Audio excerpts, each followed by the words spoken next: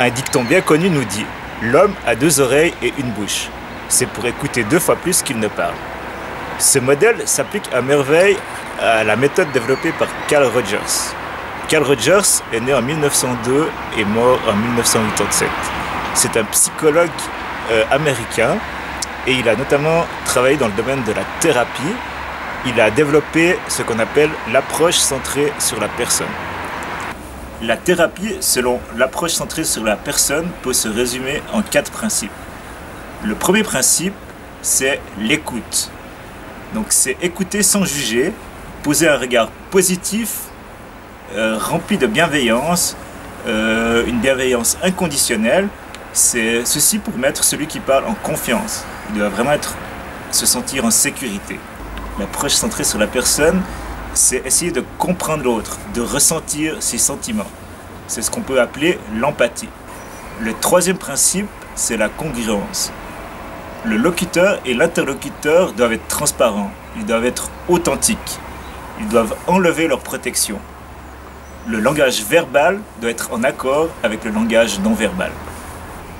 Le dernier principe, c'est la non-directivité, c'est-à-dire que le thérapeute ne va pas apporter de solution. Il aura une relation d'aide avec la personne qui suit la thérapie. Il va l'aider à trouver ses solutions lui-même. Il va le guider. Le modèle de Rogers peut également s'appliquer à la communication. C'est ce qu'on appelle l'écoute active. L'écoute active peut se résumer en 4 grandes clés. La première clé, c'est l'écoute. Voilà un petit exemple. Hey, tu sais quoi? J'ai un super projet de vacances pour cet été. Je vais aller en vélo à Amsterdam. Mais faut encore que je me prépare beaucoup. Je dois acheter une tente, du matériel de camping, le sac de couchage, tout ça. Et puis, faudra que je m'entraîne aussi beaucoup, hein, parce que j'ai peur d'avoir pas la force physiquement. Ouais. Tu parlais de tes vacances d'été. Tu fais quoi cet été en fait? L'écoute, c'est donc ne rien dire et poser des questions si on n'a pas compris. Faux! L'écoute, selon Rogers, c'est plutôt écouter attentivement, être à 100% dans le moment présent. Voilà un meilleur exemple. Hey, tu sais quoi? J'ai un super projet de vacances pour cet été. Je vais aller en vélo à Amsterdam. Oui, je vois. Mais faut encore que je me prépare beaucoup. J'ai même pas de vélo en fait. Et puis faudra que j'achète du matériel, une tente, des sacoches.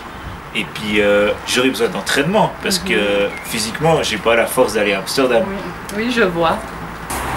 La deuxième clé est la clarification. Exemple. Ça fait des semaines et des semaines que je réfléchis et j'ai enfin pris une grande décision.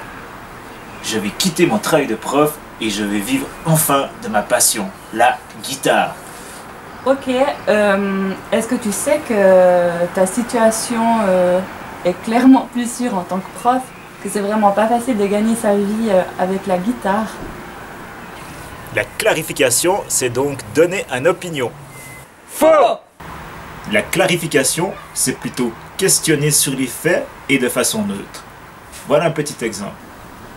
Ça fait des semaines que je réfléchis et je crois que j'ai enfin pris une grande décision. Je vais quitter mon métier de prof et je vais vivre de ma passion, la guitare. Ok. Qu'est-ce qui fait en fait que tu as pris cette décision? En fait, j'ai écrit un morceau et j'ai posté sur YouTube. Et ça a cartonné. J'ai eu 1 million de vues. Là, je suis sûr que ça va marcher. Ok, cool.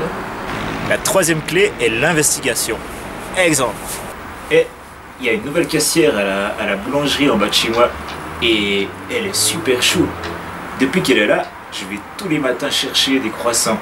Et ce matin, quand je suis rentré, elle m'a fait un grand sourire. Ah, c'est trop bien! Ah, mais alors, faut absolument que tu lui donnes ton numéro et bien après, tu lui proposes d'aller boire un verre.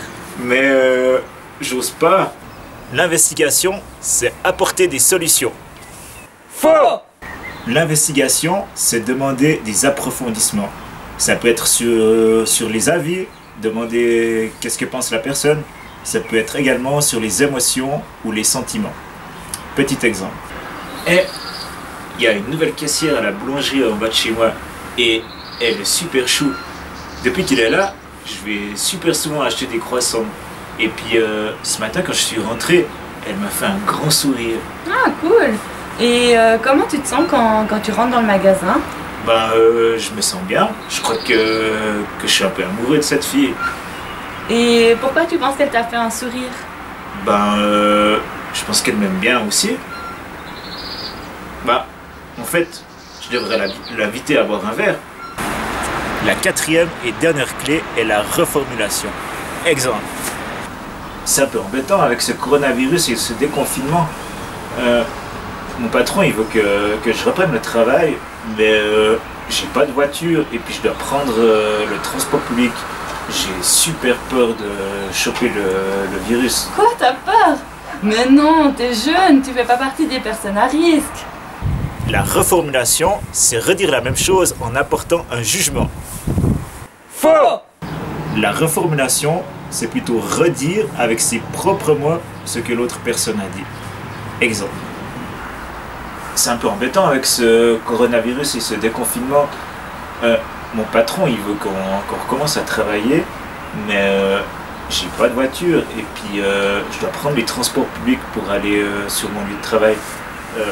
Je sais pas trop quoi faire et puis j'ai un peu peur. Ok, alors si je comprends bien, t'as peur de prendre les transports publics et t'es obligé d'en prendre pour aller sur ton lieu de travail. Ouais, c'est exactement ça. Ouais, je crois que je vais appeler mon patron pour trouver une solution.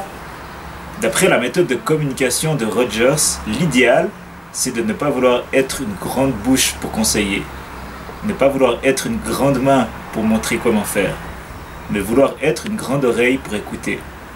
C'est difficile, car on a l'impression de se sentir inutile, mais en réalité, c'est là qu'on est le plus précieux.